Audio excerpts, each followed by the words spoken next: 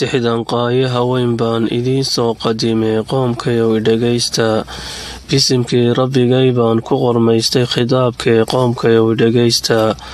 qormadeenna tacliintu waa inaan wax qornaaye qoomkayow dhegaysta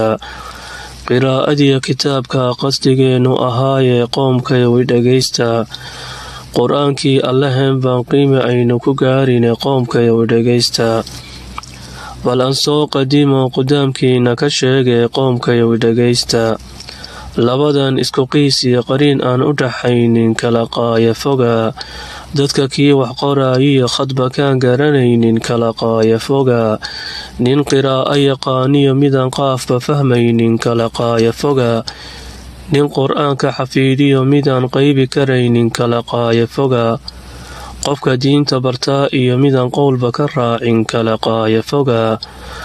qalbigii alla yeeliyo midkii qaadir nacaa kala qaaya foga nin rasuulka khilaafiyo midkii qaayib u raacay kala qaaya foga xaqa kii u khidmeeyiyo midkii qayrkii ka doontay kala qaaya foga khaaliqii mid adeeciyo midkii diinta ka quustay kala qaaya foga nin salaada khushuuciyo midkii sahwi qaaday kala qaaya foga nin qiyaamu istaagiyo midkii quura ku jiiday kala qaaya foga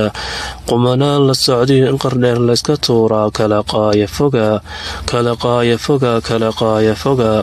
bal aan soo khatimee waxaan weydha ku qayday qur-aanaynu baraniyo qaayadeenna aan gaarno